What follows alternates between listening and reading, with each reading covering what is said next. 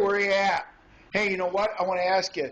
You were telling me, and that's why I want to kind of record this, that when I was a kid, I was always kind of trying to bring people together and stuff. And I just thought it was interesting because that's kind of like what I'm doing now. So tell me the story you were just telling me.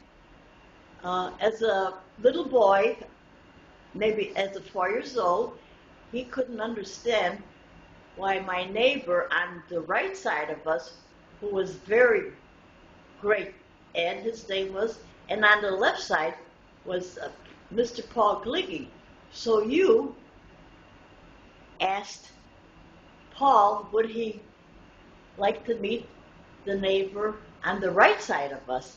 And Dad and I, looking at this, got a big kick out of it because Rick could not stand that this neighbor didn't talk to that one, and we were in the middle, and we talked to both of them. Amen?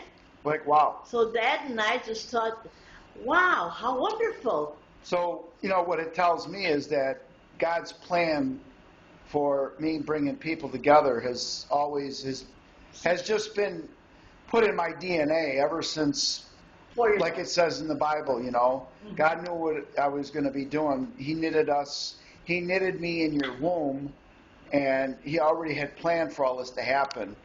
And I think what I'm doing is right now I'm just executing.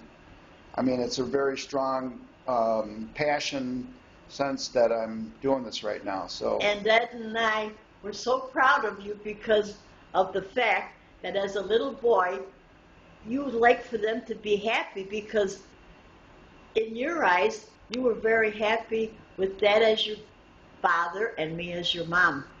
So we watched this all through, and we saw Paul shaking hands with Ed, and you were in the middle. And Dad and I looked like, wow, isn't that great? Amen. Wow. Amen. All right. Signing out. Amen. All God right. love you and everybody around you. Amen. And what did you learn about the project, Ma? You were actually the first one to do it. Yeah, just tell me how you felt about that. When you, remember I had you read the scriptures about faith, about salvation? Correct. Just tell me your honest feelings. How did you feel the difference between just reading it? Tell me what you were saying yesterday, and I just want to record it. There is a difference between reading it and saying it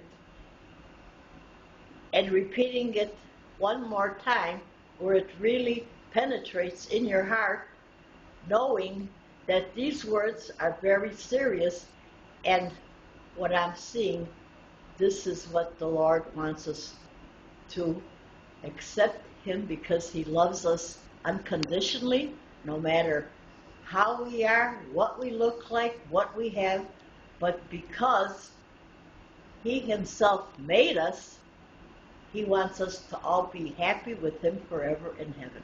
Amen.